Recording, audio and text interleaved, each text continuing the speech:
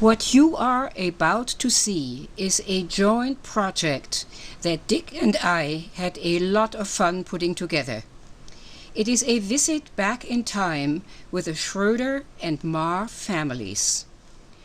The huge metal box I inherited after we sold my parents' house was a treasure trove packed with photographs of which too many were undated, the people unnamed, and their faces unfamiliar.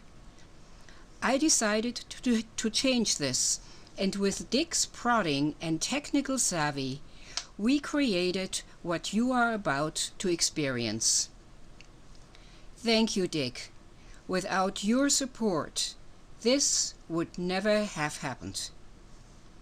After the next 30 minutes, you won't have to wonder who the people you are about to meet are. In fact, you will know them better, and you may find that you even recognize yourselves in them and share some traits and characteristics with those that preceded you and whose DNA you carry. And now sit back and enjoy the show.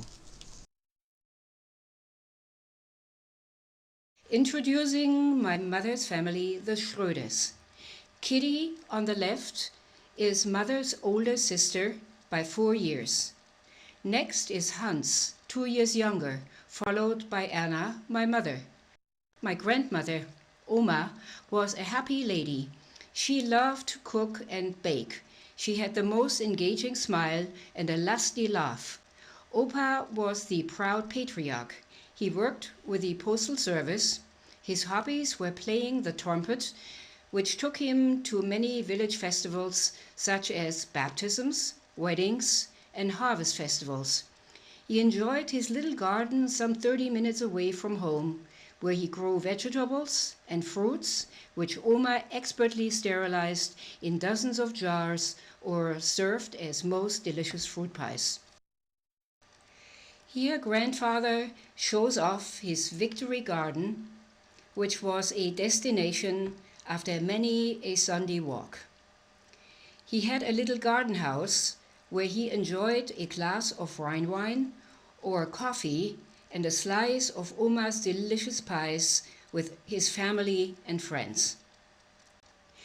Here in my grandparents' kitchen in Mainz on a Sunday afternoon, Oma's fruit pie with plenty of whipped cream is greatly enjoyed by all.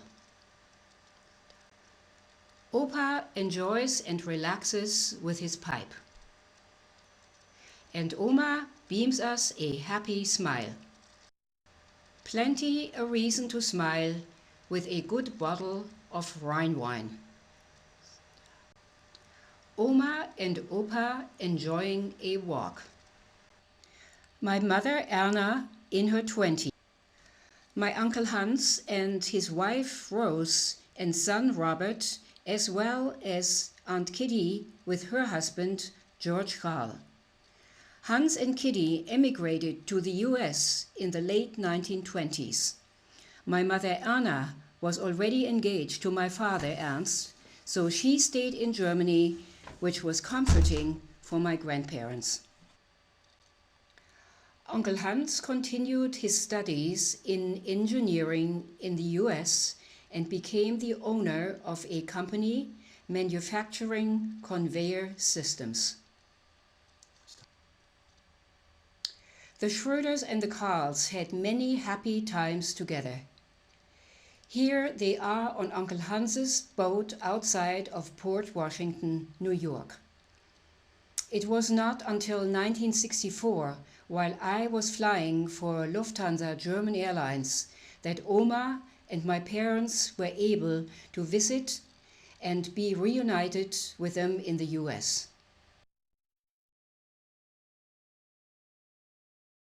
Here we are in 1929. Kitty and Hans had already left for the US, and my parents were engaged. Ernst and Erna went to visit my grandparents on Sundays quite frequently. They took the train from Darmstadt to Mainz, went for long walks, and enjoyed the inevitable Kaffee und Kuchen, topped with plenty of whipped cream, followed by a bottle of Rhine wine. Oh, the Schröders did not count calories. Let's focus on my paternal grandparents. Adama was my father's father. He was a wiry, nimble, no-nonsense man.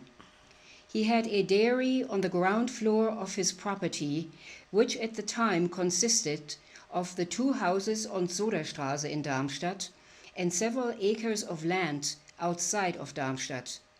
He was all business, and he ran a tight ship within the family. All 5 children graduated from the academic high school, but all had to work and help in the dairy business. Since he considered himself well-to-do, he quasi-forced my father, the oldest son, to choose the banking business, much against my father's inclination. His heart was in the technical world, but he was a good son and obliged. All his life, my dad turned to technical hobbies, such as photography and building radios whenever he had a chance. Grandfather died suddenly from a heart attack in the early 30s. I never met him. My father's mother, Margarete Fulbert, was a sweet and gentle woman. She had a slender, delicate build, and she did everything to please her husband and 5 children.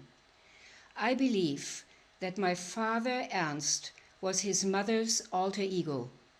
Both were people of few words, quiet observers, lovers of nature and animals, introspective and respectful of others' thoughts and feelings. Oma Ma lived with us after the war in the stables of her own property. Towards the end of her life, she became slightly demented and called the chickens we raised for food the white ladies. She died at age 83 in the late 1940s. Ernst was employed as a cashier with the Darmstädter Volksbank, where he worked for 48 years until his retirement in 1968. My mother Erna retired as a fashion consultant and occasional model for one of the bigger fashion houses in Darmstadt. She was preparing herself to be a mother, particularly after a disappointing miscarriage 2 years before I was born. These are the strapping soccer players of Darmstadt's Sportverein 1898, and my father was their left outside striker, and he was fast. My father's other hobby was motorcycling with his friends. He did not have his own motorcycle, but borrowed his brother George's.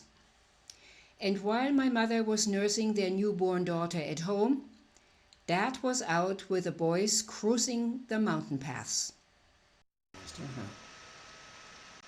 I have the fondest memories of our Sunday morning outings with my father. I was still quite young, during preschool age, that he and I took off after breakfast to give my mother a breather. I would sit in front of him on a little saddle that he had installed on the crossbar of his bike, and we would head for the woods. On the way there, he pointed out all things in nature, the different plants and flowers we passed on the way, the birds in the sky, and why the moss grows on the weather side of trees. It was my father who awakened my love for nature and animals, and he never tired of helping me with my schoolwork either, particularly in math. Before I came along, my parents had 3 years of freedom, during which they enjoyed camping and kayaking along the Rhine and Mosel rivers. I admired my mother's courage. She could not swim, and my father's confidence to rescue her should there be a need. Aunt Dora, second from the right, is my father's older sister and Marlene's mother. Behind her is her husband Adolf, and the little girl to Dora's right is Annemarie, Marlene's older sister. Oma Schröder is behind Annemarie. My parents did not own a car, but their friends, the Webers, did, which made for many a joyous Sunday excursion. These handsome people are, indeed, my parents. It's February 4th, 1936, and here is little Ulla, 4 days old. Look at this head of black hair, and that's not the only hairy place. Arms and back were covered with black fuzz, which temporarily gave me the nickname of Ugly Caterpillar. This looks more like a human baby, and a little smile and an upright position certainly help. Proud Mama and little Ulla take a stroll. It's Christmas 1939.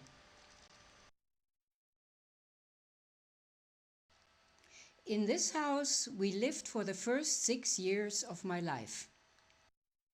The white house with a big garden was, however, too close to Merck Pharma, Roermond Haas, and the city's gasworks.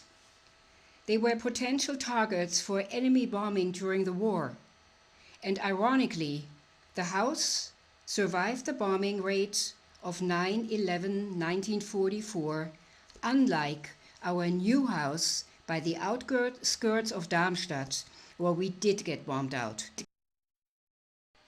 In this house we lived for the first 6 years of my life, and the big backyard was also a perfect practice ground for biking and my first attempts of roller skating. The big garden by the house at Frankfurter Straße was an idyllic playground where I met Peter, the box turtle, my first pet. I also met all kinds of beetles and rainworms, which, I was told, were not to eat. And those curious and fast approaching starlings scared me and sent me screaming to Mommy. Maybe I was some sort of a weird little girl, because instead of dolls and pillows, I pushed around snails on dirt and grass in my doll buggy. Maybe my parents were getting worried at that point.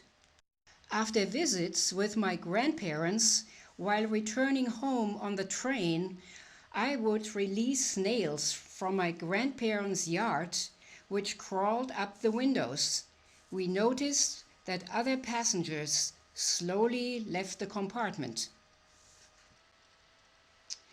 Here, my parents' friends, the Webers, visit for coffee.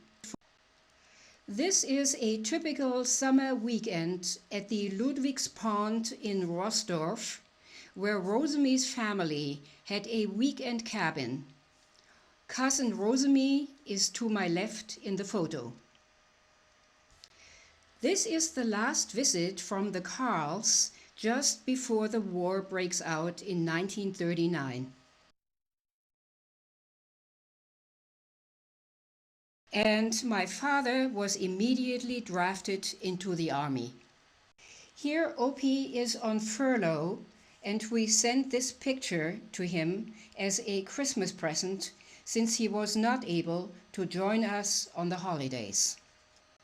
This is another Christmas picture we sent to my father while he could not join us for Christmas a few years later.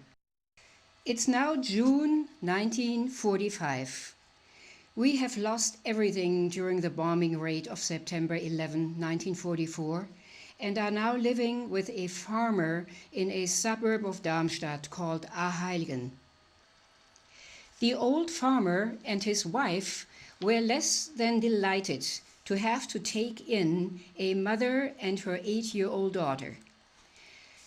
They suspected trouble, and I promptly confirmed their misgivings during the first hour of our stay. Without a refrigerator, we used the windowsill to keep butter and milk cool. I leaned out the window to check the barnyard and the animals below and promptly knocked down the butter plate, which landed with a bang on the farmer's glass roof, taking out a good chunk of the roof. Good job, Ulla. They loved us from the first day on. Omi and I have adjusted to our life in the country. I have made some friends at school and in the neighborhood, and the Germans have been liberated by the Allied troops. An American Army battalion has been stationed in the local school, and the young soldiers encourage the kids to line up in front of the kitchen to receive the leftover food. These pictures are taken by one of the soldiers, and this is Captain Albert. In fall 1945, my father was one of the early prisoners released from British captivity. We left the country and moved back to Darmstadt. This is what we found that was left of my grandparents' house on Soderstraße 82. The house in front was completely destroyed, whereas the house in back was intact. Here you see Omi standing in the doorway. My mother was instrumental for saving the lives of all 6 tenants in the house by the outskirts. When the first bombs hit during the bombing raid on 9/11/1944, she immediately took command and urged all of us to get out of the shelter. The lights went out, the door to the shelter caved in, and Mother used her flashlight to point to the way to the outside. My father's voice came alive and took possession of my mother. He called to her, "In a bombing raid, you don't stay in the shelter. If you do, you are trapped and are certain to die." Mother never forgot his words and her flashlight. We all got out, and the next morning, when Mother and the other women returned to the scene, our house had been reduced to a pile of rubble. A blockbuster had hit the house. All exits had been shut. Had we stayed, as many people did, we would have died for sure, as did the people in the house next door, plus one lady in our house who was in a wheelchair and unable to take the 10 stairs to the shelter. From that day on, all church bells toll in Darmstadt on September 11 to remind people of that fateful day. All along Soderstraße there was nothing but ruins. The tracks you see in the street were for cleanup trains to haul away the rubble. Luckily, Uncle George, my father's brother, was also released early from captivity, and the 2 brothers started immediately to dig out their parents' property. Most people lived in cellars and basements under the rubble. The Mars were lucky to live above ground in what we formerly called the horse stable, the shed, and storage rooms of my grandfather's dairy. This is the wall outside of the kitchen where Ingi, during a visit in 2002, found the graffiti that 9-year-old Ulla had carved in the wall. It is still visible to this day. For food, we raised chickens and rabbits. My mother feeds the chickens against a backdrop of ruins. Omi is weeding her yard. I am wearing a stylish dress sent by the Karls and the Schröders by way of care packages from the States. I was the best dressed girl in my school class.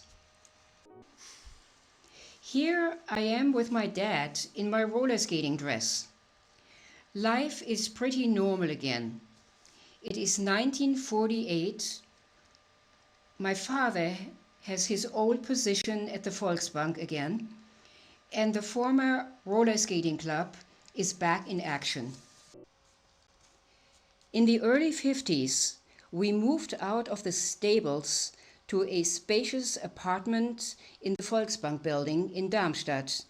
My father had been promoted to branch director, and skating became a major part of my life. The skating club was a popular attraction for Darmstadt's social scene. It grew in membership, and we staged colorful shows and housed major competitions within the German skating clubs. In winter, we skated on the Voog, the big pond which was, and still is, Darmstadt's aquatic center in summer. Notice the brown boots I started out skating with. If anyone had the fashionable white boots, they were painted over with toothpaste or anything white that would stick to them. First attempts of show skating. Notice the graceful posture. After a performance, Ulla received flowers, but she is still skating in brown boots. Maybe a little better here. Also, notice the white boots. They were a gift from Uncle Hans, who sent them from the States after his first visit to Darmstadt, 1949. My mother is ironing my skating outfit. Training for the state championships in 1952. Our club is staging Alice in Wonderland, and Ulla is Alice. The show was running for several weekends, and it was a huge success, even beyond Darmstadt. We were written up in both of Darmstadt's newspapers, and visitors came from as far away as Frankfurt. When this photo appeared in our local newspaper, the Darmstadt Echo, I was almost kicked out of my high school because of indecent appearance. Mater Czeslawa, the headmistress and an Ursuline nun, was greatly distressed. Her comment in front of the class was, "Every low-minded man on the street can see your exposed body." Another eyesore for the headmistress of my high school appeared in the paper, but she somehow managed to let it pass, and I graduated. More preparation for Alice in Wonderland, which was choreographed by Mr. Leipziger, the ballet headmaster of the Darmstadt State Theater. 1952, I was third in the German national junior competition, and a year later I became junior national champion. Waiting to be called for my turn for the compulsory figures during a competition. Perfecting my freestyle for the next competition.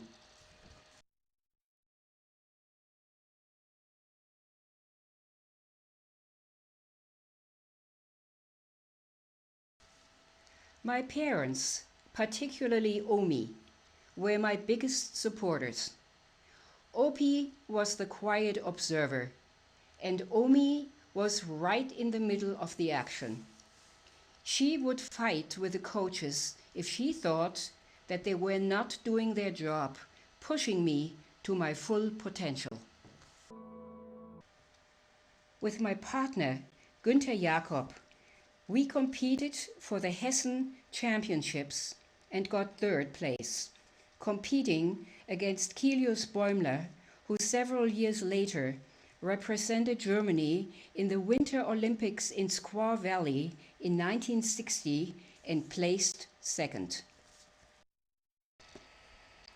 What follows are skating group pictures ending with a Christmas play in which I was queen of the night, dressed in my mother's housecoat because it showed stars and moons in the pattern. First Communion in spring 1950. In Germany, First Communion in the Lutheran Church happens at the age of 14. Unlike the custom in the Catholic Church, whose participants are confirmed at a younger age, dressed in white, in Germany the Protestant communion youths are 14 and they dress in black. It is a very festive event. My maternal grandparents were always present during major celebrations. Here the three of us are hiking in Austria. A vacation away from skating was very rare. Here I am with cousin Rosemie and my friend Ursel Ollerich, as well as Rosemie's stepsister Medi. In 1949, I was sent to Bad Reichenhall for a lonely 6-week stay at a children's home for kids with pulmonary problems. I had positive x-rays and skin tests for TB, but it turned out to be inactive.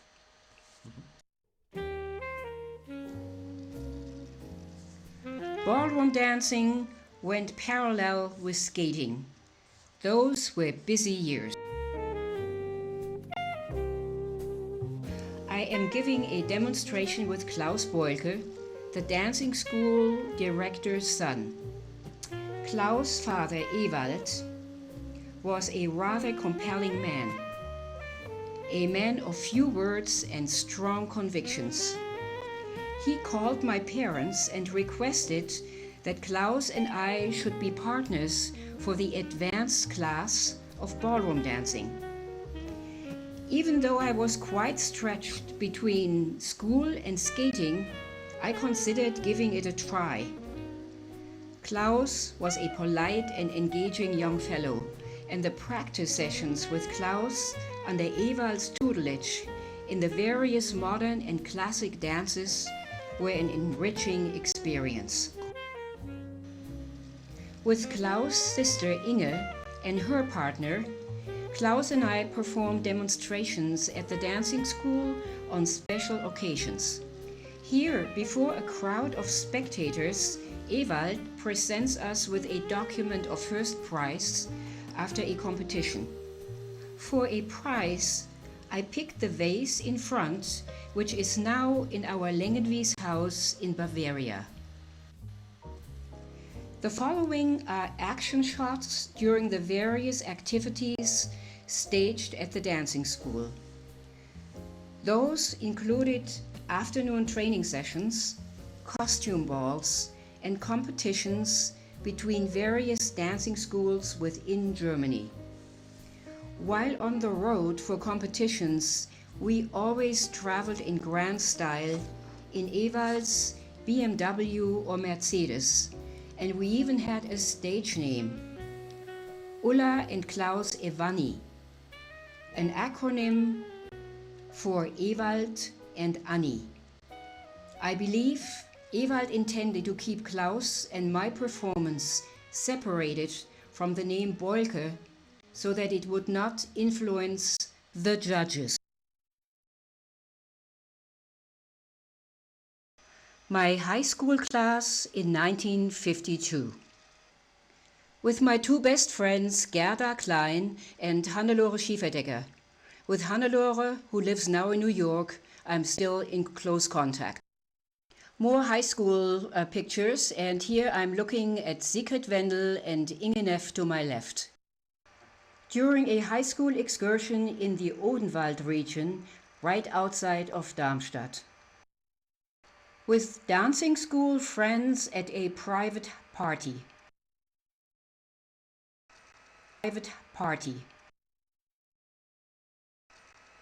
More high school class pictures in 1953.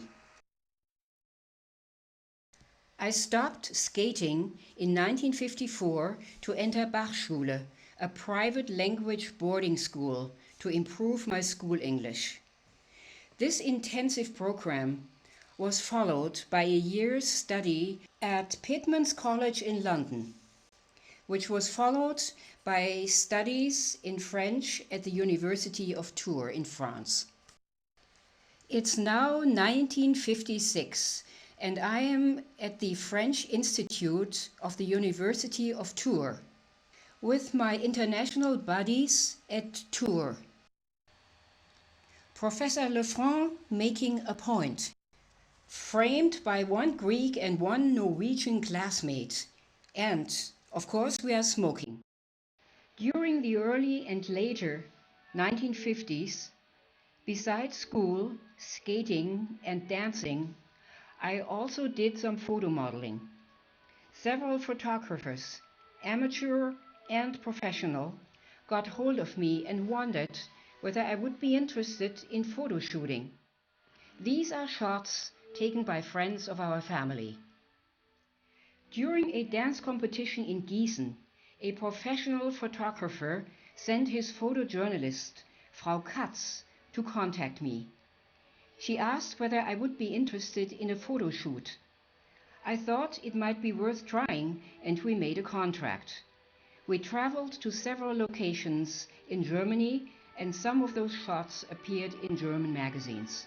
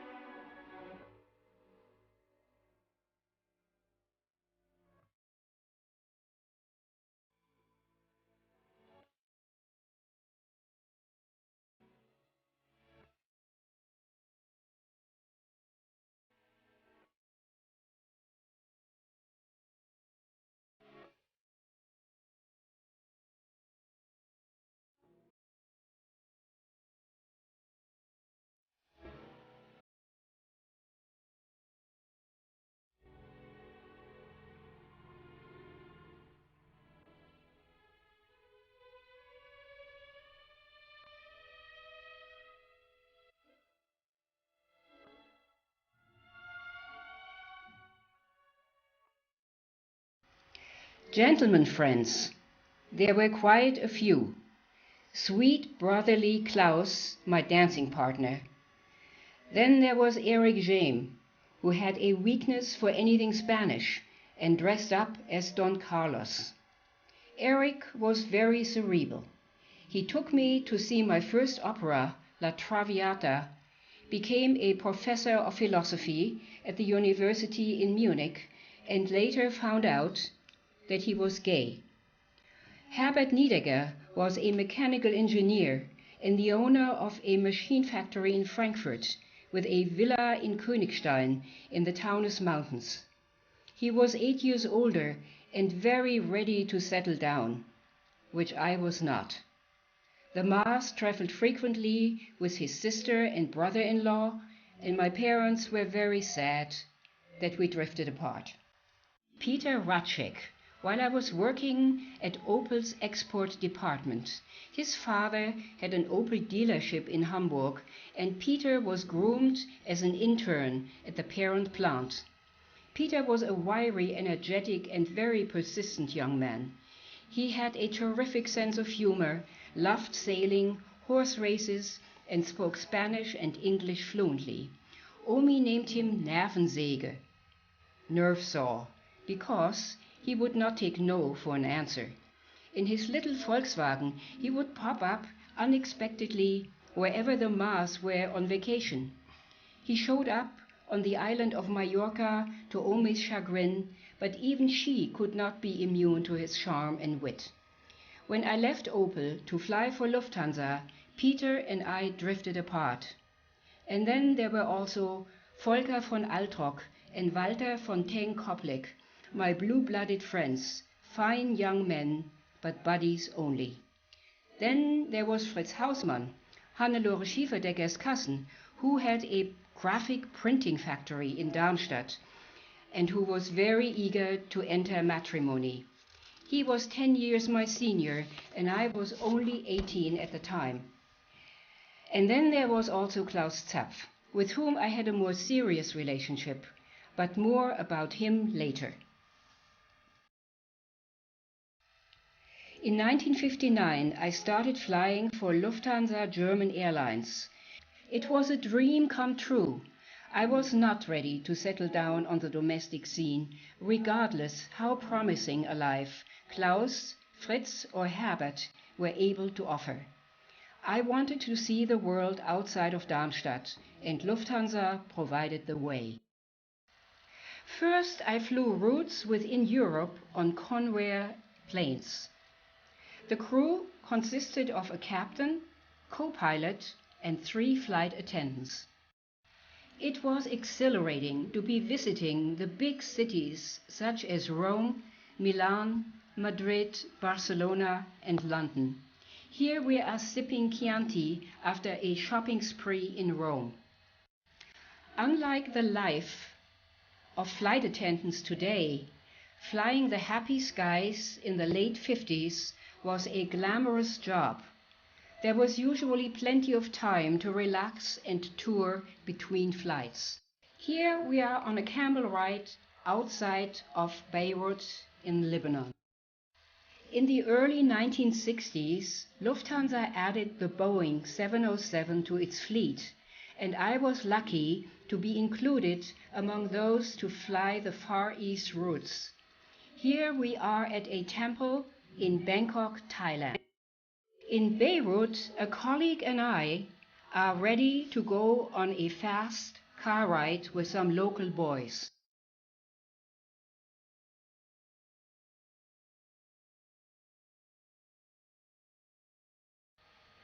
After all passengers had departed, Peter, Lisa, and I take it easy.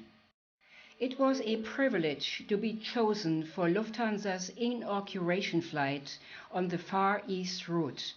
Most of the German political dignitaries were invited to be on board, such as the German Transportation Minister Seebohm. Since the route included a shuttle between Hong Kong and Tokyo, we included Chinese and Japanese flight attendants. Here we are in transit at Hong Kong, waiting for our connecting flight to Tokyo. Some more scenes on board.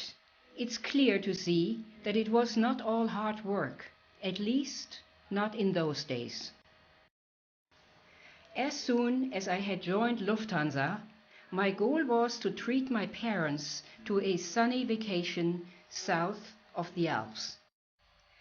We are now on our way to the charming island of Mallorca in Spain. Father has his hands full carrying all he can manage. It was a superb vacation which my parents thoroughly enjoyed until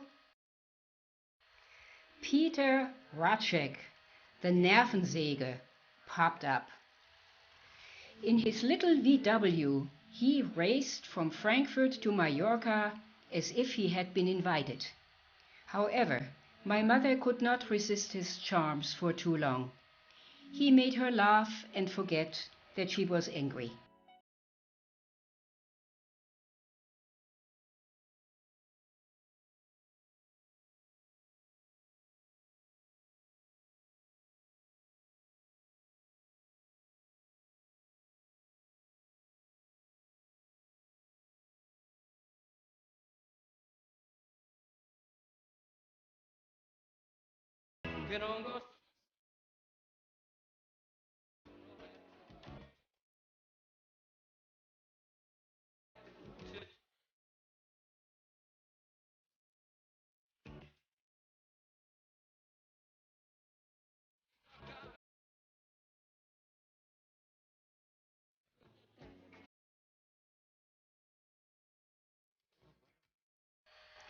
In February 1963, I had planned a skiing vacation with boyfriend at the time, Klaus Zapf.